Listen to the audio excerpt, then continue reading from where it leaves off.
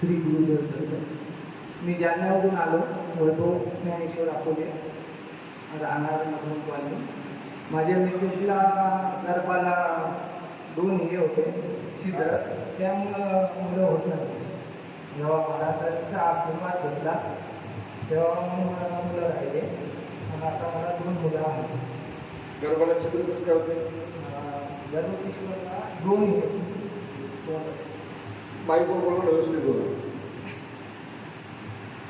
गर्भपिशवीला 2 छिद्र होते, म्हणजे तोंड राहते ना तसे दोन्ही साईडने. बरं. त्याच्यामुळं मूल राहत नव्हतं. बरं. आस्था या हॉस्पिटलमध्ये दाखवलं होतं जालन्यामध्ये. जालन्यामध्ये आस्था. बरं. तर मग ते म्हणले होते की मूल वगैरे काही राहणार नाही आता 2 छिद्र असल्यामुळं. बरं. काही पण वगैरे करू नका. बरं. मग इथं आल्यानंतर आशीर्वाद घेतल्यानंतर मग मुलं राहिले. बायको तुम्ही इकडे ऐका. अतिशय महत्वाचा अनुभव आहे. हे सांगताय माझ्या पत्नीला, ते जालना शहरामध्ये राहतात तो ना, माझ्या पत्नीला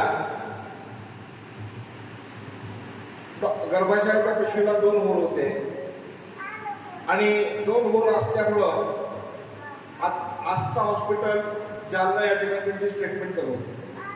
डॉक्टरांनी सांगितलं की तुम्हाला मूलबाळ होऊ शकत नाही, प्रयत्न करण्याची काही गरजच नाही, करू नका. कारण गर्भाशयाला 2 होल आहेत आणि 2 होल असल्यामुळं बाळ होण्याची शक्यता नाहीच आहे. मग डॉक्टर कोणते होते? आस्था हॉस्पिटल या ठिकाणी समर्थ हॉस्पिटल टाउन हॉलला आहे. समर्थ हॉस्पिटल टाउन हॉलला आहे.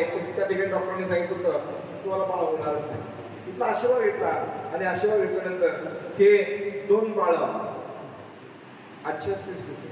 2 बाळं मलकापूरच्या आशीर्वाद झाले. म्हणजे ज्या ठिकाणी डॉक्टर सांगतायत बाळ होऊ शकत नाही तिथं मलकापूर आल्यानंतर बाळ होत झालं. हा त्यांचा स्वतःचा अनुभव आहे. टाळ्याच्या गजरामध्ये स्वागत करूया. धन्यवाद. आशीर्वाद.